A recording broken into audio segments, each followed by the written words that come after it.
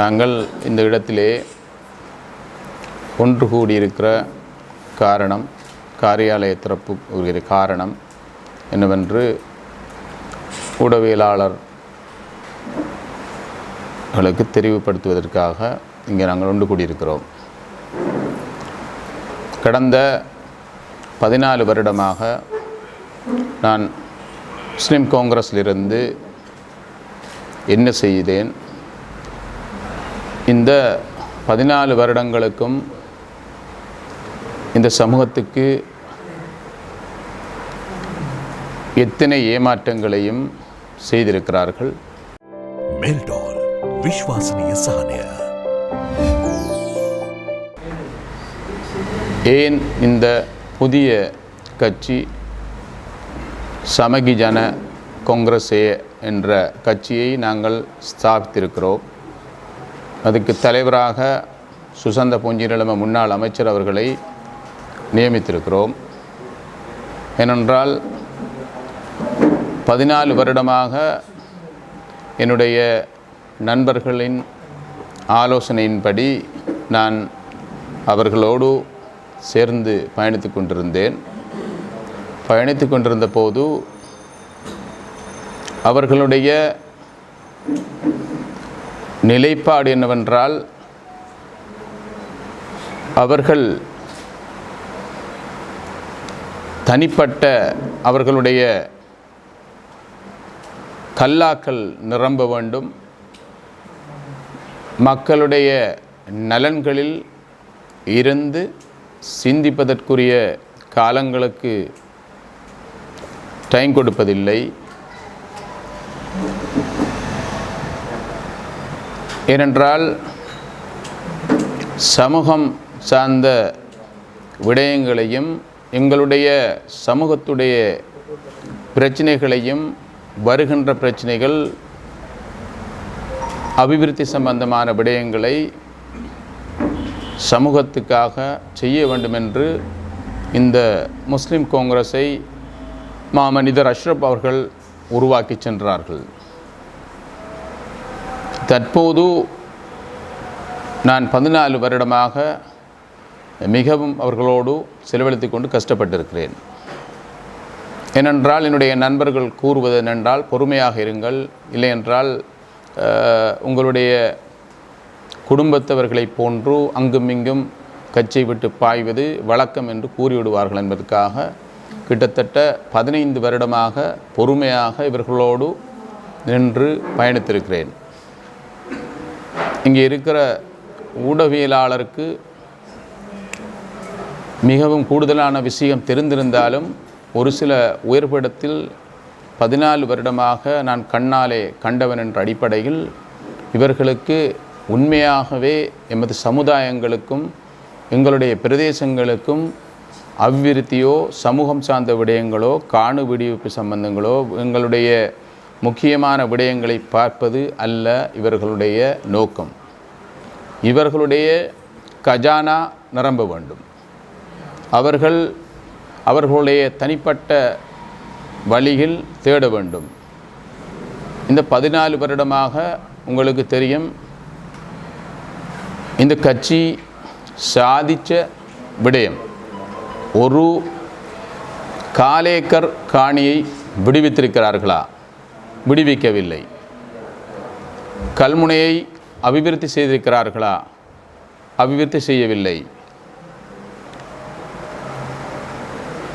கல்முனையை எங்களுடைய நண்பர் ஹரிஸ் அவர்கள் ஒரு சில விஷயங்களில் எங்களுக்கு வெட்டுக்குத்து செய்திருந்தாலும், அவருடைய அனுபவத்தின் அடிப்படையில் பல விடயங்களை அவர் செய்து கொண்டு எங்களுடைய சமூகத்துக்காக எங்களுடைய தொகுதி பாதுகாக்கப்படணும், மாவட்டம் பாதுகாக்கப்பட வேண்டும் என்று கஷ்டப்பட்ட ஒருவரில் அவரும் ஒருத்தர் இருக்கிறார். கட்சியிலே இருப்பவர்கள் ஹரிஸ் என்கின்ற ஒருத்தர் இந்த இடத்தில் கல்முனையை அபிவிருத்தி செய்யவிட்டால் அவர் உயர்ந்து விடுவார், எமது படி உடைந்துவிடும் என்று அவரை தட்டிக்கொண்டே இருந்தார்கள். அதேபோல உங்களுக்கு தெரியும், கடந்த ரணில் விக்ரமசிங்கவுடைய அரசாங்கத்திலே நகர திட்டமிடல் அமைச்சு ஒன்றை கொடுத்திருந்தார்கள். அதனோடு வாட்டர் போர்ட் மினிஸ்ட்ரியும் கம்பைன் பண்ணி கொடுக்கப்பட்டிருந்தது. 5000 மில்லியன் அந்த பணம் ஒதுக்கப்பட்டிருந்தது. நாங்கள் உயர்பிடத்தில் கூறுவது என்னவென்றால், கல்முனையை ஒரு விடயத்தாவது அதை ஒரு அடையாளமாக செய்து காட்டுங்கள் என்று. இவர் இங்கே இருக்கிற முன்னாள் பாராளுமன்ற உறுப்பினர்கள் செய்ய வேண்டும் எத்தனித்தால் இன்னும் 2 பேர் சென்று அதை செய்யவிடக்கூடாது, இவருடைய பெயர் வைக்கக்கூடாது, இவருடைய பெயர் போயிடும் என்று தடுப்பார்கள். இவங்களுடைய வெட்டுக்குத்தின் காரணத்தினால் எமது கல்முனை பிரதேசம் மழுங்கடிக்கப்பட்டு, நாங்கள் அஷ்ரப் எங்களுடைய தலைவர் அவர்கள் மறைந்து விட்டு சென்ற காலத்தில் இருப்பது போல் இன்னும் இருக்கிறது. வெட்கமாக இருக்கிறது. கல்முனை மாநகர சபைக்கு ஒரு கட்டடம் கட்ட முடியாத அமைச்சர்கள் எங்களுடைய கட்சியில் இருந்திருக்கிறார்கள். கல்முனையிலே சந்தாங்கடி மைதானம் புனரமைத்து கொடுங்கள் என்றோம், அதுவும் இல்லை. அஷ்ரப் விளையாட்டு மைதானம் இருக்கிறது. அத்தனை விடயங்களும் 10 வீதங்களை செய்வது, 90 வீதங்களை விடுவது, 20 வீதங்களை செய்வது, 80 வீதங்களை விடுவது, இதையெல்லாம் கடுமையாக நாங்கள் யோசித்து பார்த்து கொண்டிருந்தோம். இவர்கள் திருந்துவார்கள் என்று. இவர்கள் நல்ல வேலை செய்யக்கூடிய ஞானம் தெரிஞ்சவர்கள், ஒரு நல்ல பண்புள்ளவர்கள், நல்ல அனுபவம் உள்ளவர்கள் என்கின்றவர்களை இவர்கள் வளமையாக வைத்து கொள்வதில்லை. ஏனென்றால் ஒரு ஃபைல் ஒன்றை தூக்கி கொண்டு yes sir no sir, yes sir no sir என்று சொல்லுகின்றவர்களை வைத்துக்கொண்டு இந்த கட்சியை ஒரு சிறு குழுவினர், ஒரு சிறு எடுபிடி கூட்டங்களை வைத்துக்கொண்டு செய்வதை வழக்கமாக கொண்டு இயங்குகிறது. அந்த எடுபிடி கூட்டங்களை வைத்துக்கொண்டு இயங்குகின்ற ஒரு பிரைவேட் லிமிடெட் கம்பெனியாக ஒரு குழு இருக்கிறது. வெளியிலேயே கட்சியாக தோண்டப்பட்டாலும் ஒரு குழு ஒன்று இருந்து கொண்டு அதை அந்த குழுதான் நடத்தி கொண்டிருக்கிறது. எவ்வளவுதான் நீங்கள் செலவு செய்தாலும், எவ்வளவுதான் மக்களை கவர்ந்தாலும், எவ்வளவுதான் மக்கள் ஆதரவு இருந்தாலும், எமக்கு இந்த கட்சியினால் எங்களுடைய இந்த பொன்னான நகரம் கல்முனை மாநகரத்துக்கும் எதுவும் கிடையாது, மாவட்டத்துக்கும் எதுவும் கிடையாது, மாகாணத்துக்கும் எதுவும் கிடையாது, இலங்கையில் இருக்கிற எமது சமுதாயத்துக்கும் ஒரு விடிவெள்ளி இந்த கட்சியினரால் கிடைக்கப் போவதில்லை என்ற ஒரு தீர்மானத்துக்கு வந்த பிறகு எங்களுடைய ஆதரவாளர்கள் மத்தியில் நாங்கள் ஒரு சில கலந்துரையாடல்களை செய்தோம். அதன் பிறகு நாங்கள் ஒரு கட்சியை ஸ்தாபிக்க வேண்டும். அதன் பிறகு அந்த கட்சியை ஸ்தாபித்து நாங்கள் அவர்களை போன்று ஆள வருகிற அரசாங்கத்தை, இவர்களுடைய பாணி என்னவென்றால், எதிர்க்கட்சிக்குள் வந்த பிறகு ஆளுகிற எந்த கட்சியாக இருந்தாலும் இவர்களுடைய பழக்கம் என்னவென்றால் அவர்களை எதிர்ப்பது. ஒரு அரசாங்கம் ஆட்சிக்கு வந்தால் குறைந்தது 1 வருடம் 1.5 வருடம் அவருக்கு எந்த ஒரு அரசாங்கம் இருந்தாலும் நாம் காலம் கொடுத்து பார்க்க வேண்டிய கட்டாய தேவைப்பாடு இருக்கிறது. ஏனென்றால் எடுத்த எடுப்பில் 1 மாதமாக இருந்தாலும் அவர்கள் எதிர்த்து கொண்டு எமது சமுதாயத்துக்கும் அவர்களால் நடக்கப்படுகிற அத்தனை வேலைகளையும் நடக்காமல் ஆக்கப்படுகிற வேலையை செய்து கொண்டிருக்கிறார்கள். தற்போது நாங்கள் விரும்பியோ விரும்பாமலோ எங்களுடைய முன்னாள் பாராளுமன்ற உறுப்பினர், என்னுடைய குடும்ப உறுப்பினரால் மாமா அவர்கள் தேசிய பட்டியல் நியமித்ததற்கு பிறகு இந்த ஊரிலே எங்களுடைய கட்சி இல்லாவிட்டாலும் என்னுடைய பிரதேசத்தில் கல்முனை தொகுதியை பிரகடனப்படுத்தி கொண்டு ஒரு பாராளுமன்ற உறுப்பினர்களை தற்போது வந்திருக்கிற அரசாங்கம் கொடுத்திருக்கிறது. எங்களுடைய நோக்கம் என்னவென்றால், நாங்கள் இந்த கட்சியை ஸ்தாபித்திருக்கிற நோக்கம் என்னவென்றால், எங்களுடைய அனுபவங்களை அவர்களுக்கு ஷேர் பண்ணிக்கொண்டு எதிர்காலத்தில் எங்களுக்கு கிடைக்கப்பட்டிருக்கிற பாராளுமன்ற உறுப்பினரை வைத்துக்கொண்டு எமது சமூகம் சார்ந்த விடயம், கல்முனையில் விடப்பட்டிருக்கிற அபிவிருத்தி சம்பந்தமான விடயங்களை அவரோடு சேர்ந்தும் நாங்கள் பயணிக்க வந்தால் பயணிப்பதற்கு தயாராக இருக்கிறோம். வெட்கமாக இருக்கிறது, ஹாஸ்பிட்டல் வீதியிலே இருக்கிற அந்த பாலம் இருக்கிற அழகை பாருங்கள். 30 வருடம் 22 வருடம் தலைமைத்துவம் நான் இருக்கின்ற கட்சி, எங்களுடைய தலைவருக்கு 5000 மில்லியன் நிதி ஒதுக்கப்பட்டு கல்முனை துபாயாக ஆக்கப்படும், சாய்ந்தமருது கட்டாராக ஆக்கப்படும், நட்பட்டி முனை பஹ்ரைன் ஆக்கப்படும், மருதமுனை சவுதி அரேபியாவாக்கப்படும் என்றெல்லாம் மீடியாவுக்கு முன்னால் போய் செய்து நடந்தவைகள் ஒன்றுமே கிடையாது. நானாகவே ஒரு கேள்வி கேட்கிறேன் என்னவென்றால், எங்களுடைய நோக்கம் அரசாங்கம் செய்கிற வேலைகளுக்கு ஆதரவு கொடுத்து கொண்டு இந்த கட்சிகளை நம்பி இருக்கிறவர்களை விளங்கப்படுத்தி அவர்களை கலட்டி நாங்கள் ஒன்று சேர்ந்து இந்த கட்சியை பலப்படுத்தி கொண்டு மக்களுடைய பிரச்சனைகள் அம்பாறை மாவட்டத்திலும் மட்டக்களப்பு மாவட்டத்திலும் திருகோணமலை மாவட்டத்திலும் மிகவும் கூடுதலான எங்களுடைய காணி பிரச்சனைகள் இருந்து கொண்டிருக்கிறது. இன்று வரைக்கும் இந்த கட்சி ஒரு 1/4 ஏக்கரை கூட முடித்து கொடுத்தது கிடையாது. ஏனென்றால் உங்களுக்கு உளவியலாளர் என்ற அடிப்படையில் மிகவும் அழகாக தெரிந்திருக்கின்றது. நான் அந்த இடத்திலே திருமணம் செய்திருக்கிறேன் அக்கரப்பட்டில்.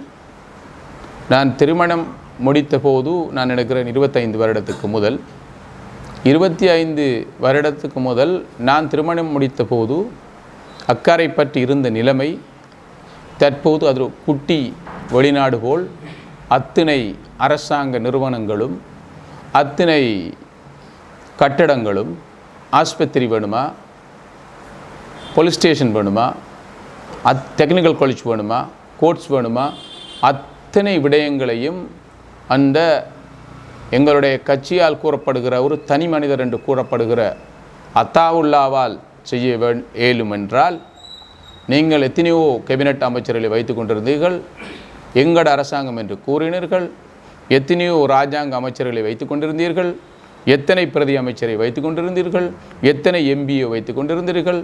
நீங்கள் ஏன் ஒரு இடத்தை கூட அத்தாவுல்லா செய்தது போன்று கல்முனையை செஞ்சிருக்கலாம், மருதமுனையை செய்திருக்கலாம், நாட்பட்டி முனையை செய்திருக்கலாம், சாய்ந்த மருதை செய்திருக்கலாம், நிந்தவூரை செய்திருக்கலாம், சம்மாந்துறையை செய்திருக்கலாம். எங்கே செய்தார்கள்? ஒரு இடமே எதுவுமே செய்தவில்லை. ஆகையினால் இன்னும் இவர்களுடைய ஏமாற்றத்தோடு சேர்ந்து எங்களிடம் இருக்கிற பணங்களையும் செலவழித்து கொண்டு இவர்களுடைய குடும்பத்தில் நாங்கள் பிறந்தவர்கள் போன்று இவர்களுக்கு செலவழித்து கொண்டு இவர்களுக்கு பின்னால் தெரிந்து கொண்டிருக்கிற விளையாட்டு இனி சரிவராதென்று இவர்களுக்கு எதிர்த்து கொண்டு இவர்களோடு தங்கியிருக்கிறவர்களை நாங்கள் கலட்டி எடுத்துக்கொண்டு இந்த கட்சியை ஒரு நல்ல ஒரு சிறந்த வழியில் ஐக்கிய மக்கள் காங்கிரஸை வழிநடத்த நாங்கள் செயலாளர் நாயகமாக நான் பயணித்து கொண்டிருக்கிறேன். என்னென்றால் இவர்களை நம்பி நாங்கள் ஏமாந்திருக்கிறோம். ஊடகவியலாளர்களுக்கு மத்தியில் நான் கேட்குற கேள்வி என்றால், உங்களுக்கே தெரியும் இவர்களால் செய்த ஒரு உருப்படியான வேலை என்ன என்பதைத்தான் இங்கு நான் உங்களிடம் கேட்க இருக்கிறேன். இதுவும் கிடையாது. என்னவென்றால், அவர்களுக்கு என்ன செய்ய வேண்டும் என்றால், அவர்களுடைய கூச்சா தூக்குறவர்களுக்கு தேசிய பட்டியலும் அவர்களுடைய கூச்சா தூக்குறவர்களுக்கு பதவிகளும் கொடுத்து கொண்டிருப்பதற்கு இந்த கட்சி தேவையில்லை என்ற எண்ணம் தற்போது மக்களுக்கு வந்திருக்கிறது. எங்களுடைய மக்கள் போரிடமெல்லாம் உங்களுக்கு வாக்கு கொடுக்க முடியும், நீங்கள் இருக்கிற கட்சியை விட்டு கலருங்கள். இதே கதையை எனக்கு 3 வருடமாக சொல்லி வருகிறார்கள். நாங்களும் பொறுமையாக இருந்து பார்த்தோம். கடந்த தேர்தலிலும் இவர்களுடைய நடவடிக்கை அப்படி இருந்தது. இந்த வெட்டுக்குத்து செய்வதில் இவர்கள் மன்னர்கள். வெட்டுக்குத்து செய்பவர்கள் ஏமாற்றுவதிலும் விடிய வைத்துக்கொண்டு மற்ற கட்சியில் சைன் பண்ணக்கூடாது என்று ஏமாற்றுவதில் இவர்கள் கிங்காக இவர்கள் பேர் போனவர்கள். ஆகையினால் முதலாக எதிர்வருகிற தேர்தலிலே எங்களுடைய கல்முனை தொகுதி கோர்ட்டில் கேஸ் இருப்பதால் அது நடக்கவில்லை என்றால், மற்ற இடங்களில் முதலாக அம்பாறை மாவட்டத்தில் உள்ள முஸ்லீம் மக்கள் இருக்கிற பிரதேச சபைகள் எல்லா இடங்களிலும் நாங்களும் ஆட்களை போட்டுக்கொண்டு, அதே போல் திருகோணமலை, ரத்னபுரை என்னுடைய தலைவர் சுசாந்த புஞ்சினலா அவர்கள் அதை பார்த்து கொள்வார்கள். எதிர்வருகிற தேர்தலில் நாங்களும் ஒரு போட்டியிடுவதற்கான முஸ்தீபை அதற்காகத்தான் நாங்கள் அவசரமாக 11 மாதமாக நாங்கள் பிளான் பண்ணி கொண்டு அதை செய்து வந்து அதுக்குரிய வேலைகளை செய்து கொண்டு உடனடியாக இந்த காரியாலயத்தை திறக்கலாம் என்று முடிவெடுத்து உங்களை இந்த இடத்தில் அழைத்திருக்கிறேன்.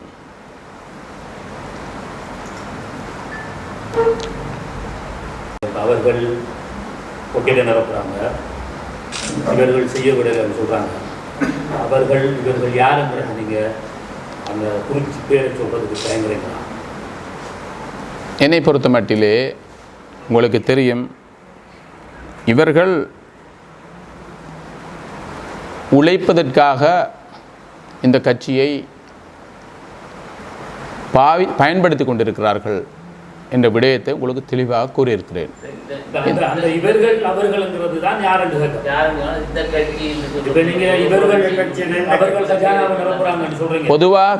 பொதுவாக பார்க்கின்ற போனால் தற்போது மக்கள் இந்த 2 கட்சியையும் வெறுக்கிற காலத்தில் வந்து கொண்டிருக்கிறார்கள். அந்த கட்சியில் யார் உங்களுக்கு செய்வார்கள், யார் இதை வழிநடத்துகிறார்கள் என்பது ஊடகவியலாளருக்கு தெரிந்த விடயம். ஆகையினால்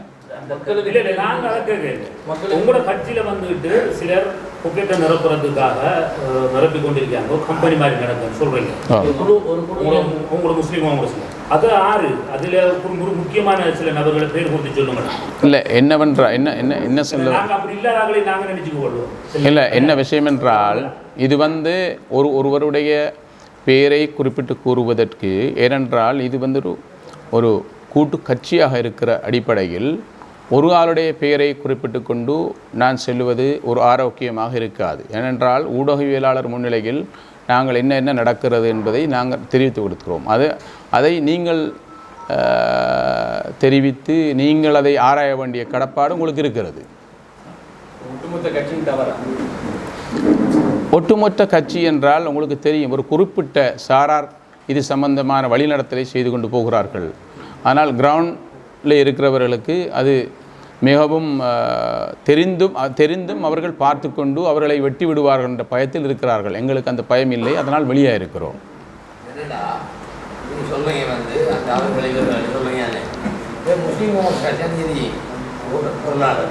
அந்த கட்சி வந்து வெளியாகிறீங்க, அந்த கட்சியில் உழைக்காங்கண்டா அந்த தலைவர்கிட்ட சொல்லலையா, அந்த செயலாளர்கிட்ட சொல்லலையா, தலைவராக விடுக்காது, செயலாளராக விடுக்காது, இவர்கள் அப்படியே அப்போ சொல்லணுமே, எங்களுக்கு தெரியும்.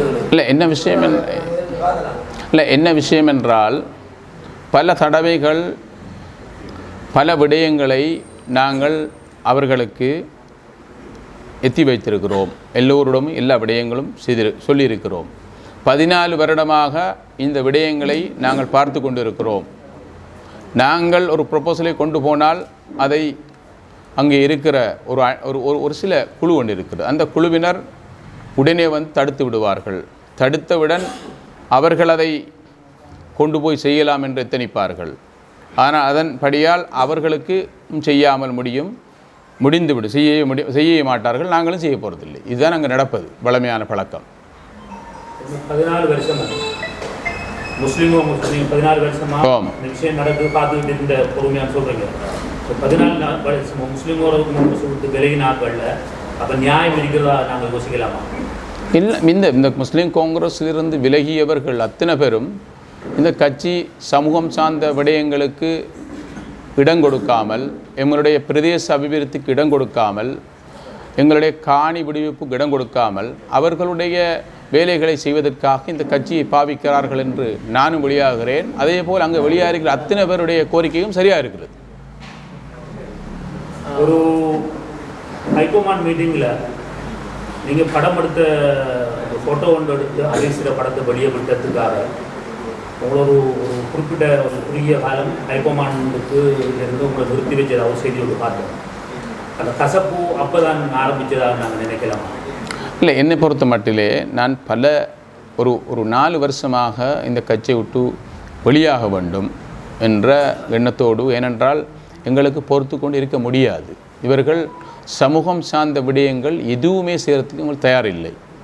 அவர்களுடைய அந்த சார்ந்த ஒரு சிலர் இருக்கிறார்கள், அவர்களுக்கு இந்த கட்சியை வழிநடத்தி கொண்டு அவர்களுடைய ஸ்டைல் படித்தை கொண்டு போய்த்துக்கிட்டு அவர்களுடைய தனிப்பட்ட தேவைகளை முடிக்கத்தான் அவர்கள் பார்க்குறாரே ஒழிய, ஆகையினால் இந்த ஃபோட்டோ சம்பந்தமான விடயம் நானும் ஹரீஸும் பக்கத்தில் இருந்தபோது தான் அது நடந்தது. என்னை பொறுத்த அளவில் அந்த ஃபோட்டோ எடுத்தது நானும் அல்ல, ஒரு ஆள் எடுத்து எனக்கு போட்டதை தான் நான் என்னுடைய நண்பருக்கு போட்டு அவர் மிஸ்டேக்காக போட்டு விட்டார். அது பெரிய ஒரு இஷ்யூவாக இல்லை. அது ஒரு உயர்விடத்தில் என்னை வர வேண்டாம் என்று என்னிடம் நேரடியாக தொலைபேசிகள் அழைத்து அவர் என்னிடம் மன்னிப்பு கேட்டார். நான் எனக்கு செய்ய வழி இல்லை.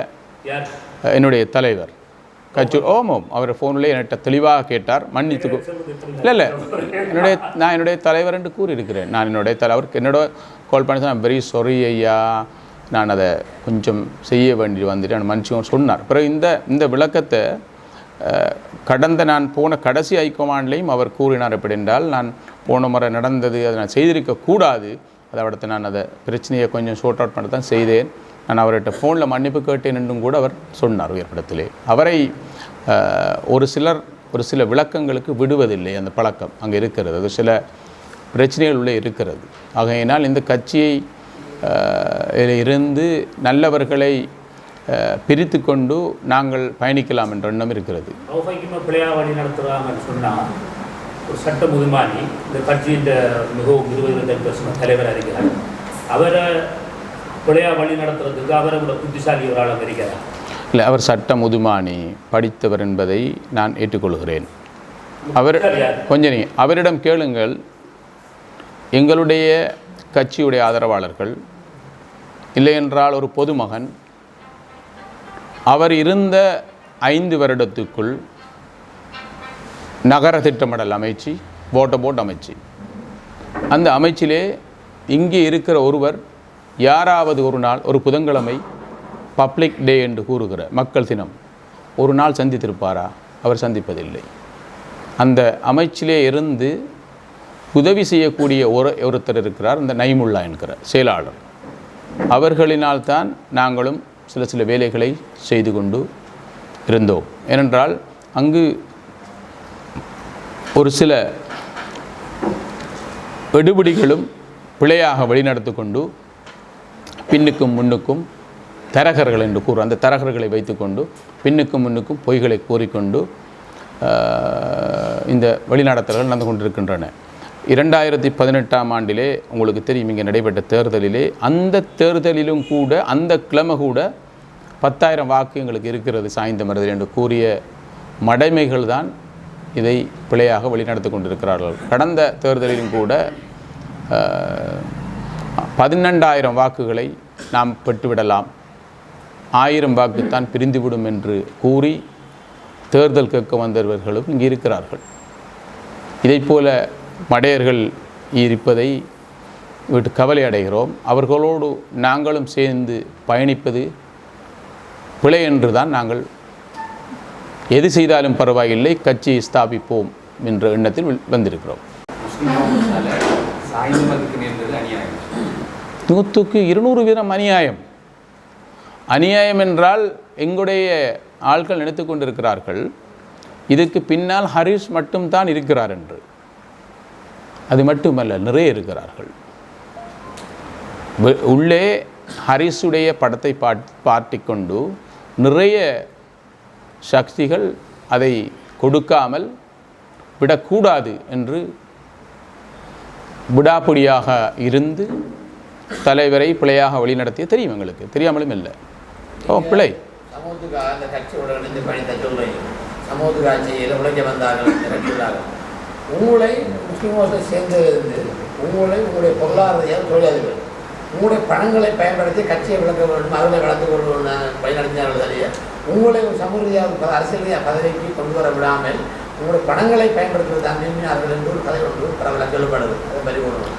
என்னவென்றால் சகோதரர் அரூஸ், எப்படி என்றால் இந்த கட்சி வாய்மூடி மௌனியாக இருந்தால், அவர்களுடைய தனிப்பட்ட விடயங்களுக்கு நாங்கள் ஆமாச்சாமியாக இருந்தால் உங்களுக்கு பதவி கிடைக்கும். நான் இந்த 14 வருடமாக அந்த உயர்படத்திலே ஒரு உயர்படத்திலாவது நான் பேசாமல் வந்தது கிடையாது. ஆனால் அவர்கள் என்னை அடையாளப்படுத்தினார்கள். எப்படி என்றால், நான் ஹரிஸுடைய ஆள் என்று. நான் ஹரிஸுடைய ஆளாக நான் அங்கே இருக்கவில்லை. நான் ஒரு பிழை வருகிற போது நடக்கிற போது நான் வளமையாக அவர்களை சேர்த்து கொண்டு கட்சியை வளர்க்க வேண்டும் எண்ணத்தோடு அவர்களை காப்பாற்றி கொண்டு வைத்து கொண்டிருந்தேன். அதுதான் உண்மையான எங்களோட எண்ணம். இப்போ ஹரிஸை பற்றி சொல்கிறீங்க. ஹரிஸுக்கு போன தேர்தலில் டிக்கெட் கொடுக்காம விட்டது உங்களோட பார்வையில் அது சரியா பிள்ளையா எப்படி பார்க்குறீங்க? பச்சை துரோகம். ஏனென்றால் நொமினேஷன் நடப்பதற்கு முதல் நாள் என்னை அழைத்தார் ஹரிஸ். இங்கே சாய்ந்தவரதில் இருக்கிறவர் ஓடிவிட்டார், ஒழித்து விட்டார். என்னை வந்து சைன் பண்ணபடி நீங்கள் அவரிடம் அழைத்து பேச முடியும். நான் சொன்னேன், அது எனக்கு சரி வராது, நான் தோக்குன்ற எலெக்ஷன் கேட்பதற்கு விருப்பமில்லை என்று எனக்கு ஒரு 20 தரம் பேசினார். நான் ஏலான்னு சொன்னேன். நொமினேஷனுக்கு முதலண்டு நாளைக்கு நொமினேஷன் இருக்கிறது. இன்று 7:30 மணிக்கு என்னை அழைத்தார். அல்லாஹ்வுக்கா நீங்கள் வாங்க என்று கூறினார். நான் சொன்னேன், நீங்கள் தலைவரா என்று கேட்டேன். தலைவர் என்னை அழைத்தால் நான் வருவேன் என்றேன். நிச்சயமாக தலைவர் அழைத்தால் வருவீர்களா என்று கேட்டார். நான் வருகிறேன் என்றேன். இந்த என்னுடைய மெசேஜோடு தாருசலாம் சென்றவருக்கு தான் கூறப்பட்டது உங்களுக்கு சீட் கிடையாது என்று. இந்த விளக்கங்களை ஹரிஸ் எம்பி அவர்கள் அவருடைய தலைமையில் நடைபெற்ற கல்முனை மீட்டிங்கிலே இதை கூறவில்லை. இந்த உண்மையை நான் கூற வேண்டும் என்றிருந்தேன்.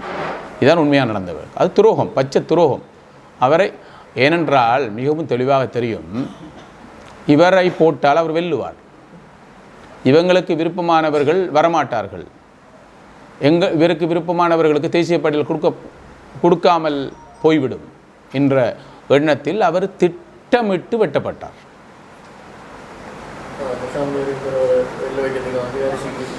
அது பல நாள் திட்டங்கள். இதெல்லாம் அது உண்மையாக தெரியும் தானே. இப்போ ஹரிஸ் வந்து கல்முனை தொகுதியிலே பாராளுமன்ற உறுப்பினராக வந்தால் அந்த இடத்துக்கு ஒரு தேசிய பட்டு கொடுப்பது கட்சிக்கு ஒரு இது இல்லை. 2 பாராளுமன்ற ஒரு ஊரில் கொடுப்பதற்கு எப்படி முடியும்? ஆகையினால் அது மட்டுமல்ல, ஒரு பல நாளைய பிளான் இது. ஏனென்றால் ஹரிஸ் வந்து அவருடைய வழக்கம் என்னவென்றால், நான் நிறைய அனுபவம் இருக்கிறது. நானும் சில இடங்கள் இருக்கின்ற போது அவரும் வருவார், அந்த மினிஸ்டரோட உறவு வச்சு கொண்டிருப்பார். அவர் எந்த அரசாங்கம் வந்தாலும் ஒரு காலை அந்த பக்கம் வைத்துக்கொண்டு வளமையாக இருப்பார். ஏனென்றால் அவருடைய எங்களுடைய கல்முனையில் இருக்கிற பிரச்சனைகளை காப்பாற்றுவதற்காக அவர் வளமையாக உறவு வைத்திருப்பது எங்களுக்கு தெரிந்த விடயம், எனக்கு தெரிந்த விடயம்.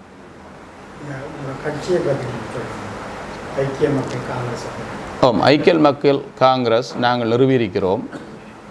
ஏனென்றால் எல்லா மதத்தவர்களையும் சேர்த்துக்கொண்டு எதிர்வருகிற தேர்தலில், உள்ளூராட்சி மன்ற தேர்தலில் அம்பாறையை நான் பொறுப்பெடுத்து பார்ப்பேன். இந்த வருகிற தேர்தலில் திருகோணமலை மாவட்டமும் இரத்தினபுரி மாவட்டங்களையும் நாங்கள் செய்வதற்கு தயாராக இருக்கிறோம். எதிர்காலத்தில் இன்னும் 2 பாராளுமன்ற உறுப்பினர்கள் இணைத்து கொண்டு நாங்கள் பயணிப்பதற்கு தயாராக இருக்கிறோம். அத்தனை பேச்சுவார்த்தையும் நடந்து கொண்டிருக்கிறது. ஒரு நாடாளுமன்ற உறுப்பினர் ராஜன்பால் அவர்களை வெளிநடத்த போவதாக சொல்கிறீங்க. அவர்களுக்கு ஆலோசனை தேவைப்பட்டால் நீங்கள் வழங்குவதாக சொல்கிறீங்க. இப்போ இருக்கிற சூழலில் இந்திய அரசாங்கத்துக்கு மக்களிடையே ஒரு வீழ்ச்சி ஒன்றிக்கு அதை சரி செய்கிறதுக்கு பாரம்பரிய அரசியல் வளமையாக செய்கிற அந்த பினாமி கட்சிகளை நிறுவி ஆதரவு அளிக்கிற ஒரு செட்டப்பில் ஐக்கிய மக்கள் காங்கிரஸ் போகுமாங்கிற ஒரு கேள்வி. என்னை பொறுத்த மட்டிலே நாங்கள் நான் கூறிய விடயம் என்னவென்றால், நான் விரும்பியோ விரும்பாமலோ என்னுடைய பிரதேசத்தில் ஒரு தேசிய பட்டியல் பாராளுமன்ற உறுப்பினர் நியமனம் பெற்றிருக்கிறார். அந்த நியமனம் பெற்றிருக்கிற பாராளுமன்ற உறுப்பினருக்கு எங்களால் வேண்ட உதவிகளை செய்ய வேண்டும் என்ற எண்ணத்தை தான் நாங்கள் இந்த இடத்தில் கூறியிருக்கிறோம். நான் அவர்களுக்கு பினாமியாக இவர்களுக்கு பினாமியாக இருப்பவன் என்றால் நான் இதை இருக்கிற இடத்திலே இவர்களுக்கு பினாமியாக இருந்திருக்க முடியும். ஆகையினால் தனியாக சென்று நாங்கள் மக்களுக்கு பிழைகளை ஊடகவியலாளர் மூலமாக ஊடகம் மூலமாக வெளிப்படுத்த வேண்டும் எண்ணத்தில் நான் இந்த கட்சியை ஸ்தாபித்திருக்கிறேன். நான் பினாமியாக இருக்கவில்லை, டம்மியாக இருந்திருக்கிறேன். டம்மி. இந்த பதவிகள் அனைத்தும் டம்மி.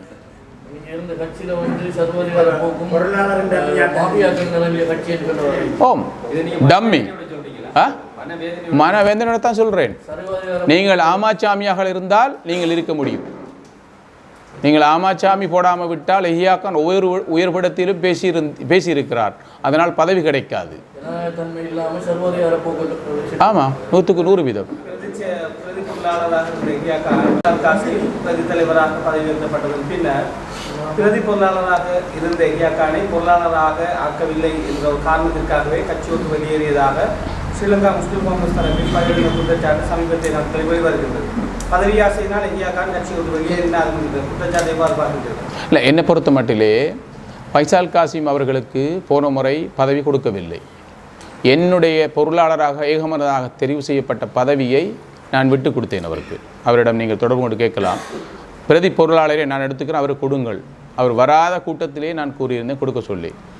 அடுத்த முறை நாங்கள் ஒரு வெட்டுக்குத்துக்கு மத்தியில், வெட்டுக்குத்து என்றால் துரோகியை நம்பிக்கொண்டு சுத்தம் என்று அவர்களை உள்ளே வைத்துக்கொண்டு நாங்களே பிளான் பண்ணி நாங்களே அடி வாங்கின கதை தான் இது. நாங்களே ஒரு இடத்திலிருந்து பிளான் பண்ணி அந்த இடத்திலே ரெக்கார்டை போட்டுக்கொண்டு கொடுத்தவர் தான் இந்த சதியெல்லாம் செய்தார்கள். ஏன்னா இந்த சதியெல்லாம் செய்து கொண்டு இந்த பொருளாளராக பெற்றிருக்கிறவர் அத்தனை சதிகளையும் எங்களுக்கு செய்தார். அத்தனை சதியையும் அவர் செய்தார் எங்களுக்கு. ஆகையினால் இதெல்லாம் பொருட்படுத்த வேண்டிய அவசியம் இல்லை. இதற்காக நான் வெளியாகவில்லை. இவரோடு இருந்து நான் ஆமாச்சாமியாக இன்னும் இருக்கிறதுக்கு விருப்பமில்லை. தற்போது நீங்கள் உருவாக்கப்பட்டிருக்கிற ஐக்கிய மக்கள் காங்கிரஸ் கட்சிக்கு பல தரப்பினர் உரிமை கோருகிறார்கள். இல்லை, எங்களுடைய அது பெயருடைய வித்தியாசம். எங்களுடைய எப்படி என்றால் சமகி ஜன காங்கிரஸ், அதுதான் எங்களோட பேர். தமிழ் டிரான்ஸ்லேஷன் வேறு மாதிரி வரலாம். அவருடைய இங்கிலீஷ் டிரான்ஸ்லேஷன் வேறு. அது பெரிய ஒரு இஷ்யூவாக கணக்கெடுக்க வேண்டிய அவசியம் இல்லை. நாங்கள் செய்தவர்களை செய்து கொண்டு போவோம்.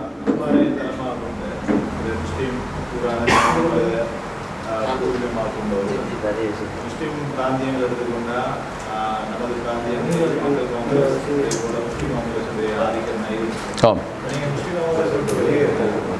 மக்கள் காங்கிரஸ் தெரிவு செய்யாமல் ஏன் சவால் மக்கள் மத்தியிலே மாற்றப்படுவதற்கு சவால்கள் என்னை பொறுத்த மட்டிலே இது மிகவும் தெளிவான ஒரு பேச்சு உங்களுக்கு தர வேண்டியிருக்கிறது. கடந்த தேர்தலிலே 85,000 வாக்குகளை மக்கள் என்பிபிக்கு வாக்களித்தார்கள். அதனுடைய முதலாவது காரணம் என்னவென்றால் இந்த 2 தலைமையும் மக்கள் வெறுக்கிறது. இந்த 2 கட்சியும் மக்கள் வெறுக்கிறது. முஸ்லீம் காங்கிரஸையும் வெறுக்கிறது, மற்ற காங்கிரஸையும் வெறுக்குது. உங்களுக்கு தெரியும், மக்கள் காங்கிரஸ் கிளியர் விளங்குது. அவங்களுக்குள்ள அதிருப்தியில தான் மக்கள் இந்த 85,000 வாக்குகளை என்பிபிக்கு அளித்திருக்கிறார்கள். ஆகையினால் எங்களுடைய நண்பரும் ஒரு கூட்டமைப்பு செய்வதாக கேள்விப்பட்டு கொண்டிருக்கிறேன். கூட்டமைப்பு ஒன்று செய்கிற பட்சத்தில் நான் நம்பக்கூடிய ஒருத்தர் என்னுடைய நண்பர் ஹரீஷ் அவர்கள் அதில் இன்வால்வ் ஆகிறார் என்றால் அவர்களோடு நாங்கள் ஒரு கட்சியாக சென்று சேர்ந்து ஒரு கூட்டமைப்பாக இயங்குறதுக்கு நாங்கள் ரெடியாக இருக்கிறோம்.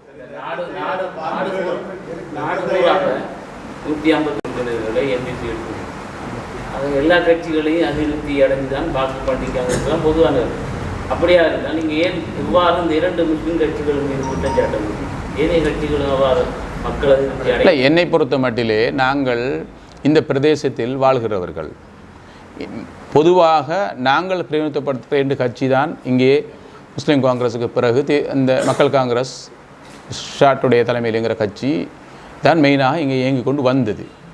ஆகையினால் மிகவும் கூடுதலான மக்கள் அவர்களோட பொதுவாக பார்க்க போனால் முஸ்லீம் காங்கிரஸ் பேரை சொன்னாலே சார் அல்லாவுக்கு வந்துடுறாங்க, நீங்கள் விட்டு போடும் ஒரு பேரை போட்டுட்டு வாங்க. இந்த கதையைத்தான் எங்கே போனாலும் அட்டாளஜனைக்கு போங்க, எங்களுக்கு விரும்பிகள் சொல்கிறா சார் உங்களோட விருப்பம், நீங்கள் இந்த கட்சி விட்டு போட்டு இண்டிபெண்டனில் வாங்க. இவர்களை நம்புறதுக்கு நாங்கள் ரெடி இல்லை என்ற கதையை தான் மக்கள் சொல்லுது. ஆகையினால் நாங்கள் ஒரு கட்சியை ஸ்தாபித்து கொண்டு எங்களிடம் குடியிருக்க வேண்டும். இவர்கள்கிட்ட போயிட்டு நாங்கள் கெஞ்சி உங்களுக்கு தெரியும் 2018 எப்படி ஏமாற்றினார்கள். குர்ஆன் தலையில் குர்ஆனை கொண்டு வந்து தலையில் சத்தியம் பண்ணி நீங்கள் 500 வாக்கு எடுத்தால் போதும், நான் உங்களை விலக்கி மேயராக்குவேன் என்று சொல்லிவிட்டு செய்த சதியெல்லாம் எனக்கு தெரியாமல் இல்லை.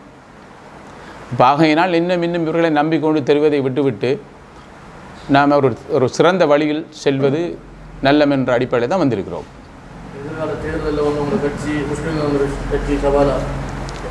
நாங்கள் என்னவென்றால் அவர்களுக்கு சவாலை ஆக்க வேண்டும், அவர்களுக்கு தெளிவுபடுத்த வேண்டும்.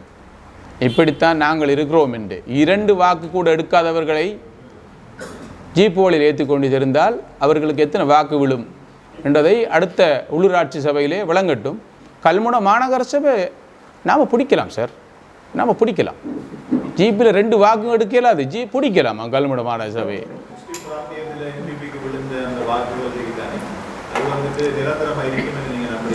நிரந்தரமாக இருக்குமா இல்லையா என்கிறதுக்கு முதல் ஒரு என்பிபி கட்சி புதுசாக வந்திருக்கிற கட்சிக்கு குறைந்தது 2 வருஷம் காலமாவது கொடுக்க வேண்டும். இவர்கள் ஏதோ 22 வருஷமும் கட்டார் சிட்டியாக்கி முடித்து விட்டார்கள். இவர்களை எடுப்பில் எதிர்த்து கொண்டு போகிற பழக்கத்தை கொண்டவர்கள். ஆகையினால் என்னை பொறுத்த மட்டில் 2 வருடம் இந்த என்பிபி கட்சிக்கு காலம் கொடுக்க வேண்டும். அவர்களுடைய அதிகாரம் இருக்கிறது 5 வருடங்கள் அவர்களுக்கு மக்கள் கொடுத்திருக்கிறார்கள். 2 வருடத்தில் மக்களுக்கு தெரிய வரும் இவர்கள் கொண்டு போவார்கள் என்று. அதற்கு பிறகு 4 வருடத்துக்கு பிறகு நீங்கள் எதிர்த்து ஆட்சியை பெறட்ட பாருங்கள். ஆனால் இப்போ எடுத்த உடனே 1 மாதத்துக்குள் அந்த கட்சியை சரியில்லை என்று போகிற பழக்கத்தை கொண்டவர்கள் இவர்கள். எந்த கட்சி ஆட்சிக்கு வந்தாலும் இவர்கள் எதிர்ப்பது. ஆனால் அமைச்சு கிடைச்சால் யாரையுமே கணக்கெடுப்பதில்லை சுத்துறேன். நான் அறிவிக்க வேண்டிய அவசியம் இல்லை, அவர் விரும்பினது செய்யட்டும். என்னத்துக்கு இந்த கட்சிக்கு எழுதுறதுக்கு முதலாவது யாப்பு படி செக்ரட்டரி இருக்கையில் அது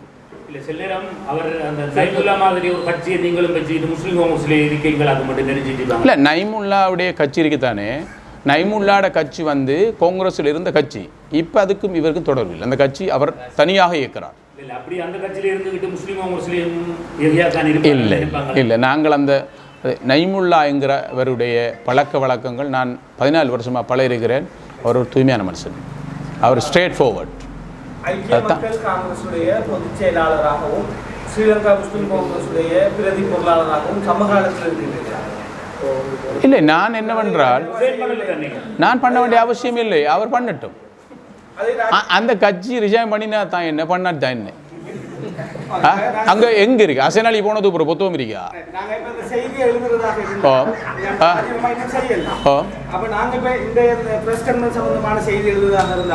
ஸ்ரீலங்கா முஸ்லிம் காங்கிரசுடைய பிரதி பொருளாளரும் ஐக்கிய மக்கள் காங்கிரசுடைய செயலாளர் நாயகமுமான ஏசியாக்கான் தெரிவித்தார். என்னை பொறுத்த மட்டிலே நான் உங்களை அழைத்தது பொதுச் செயலாளர் என்ற அடிப்படையில் அழைத்திருக்கிறேன்.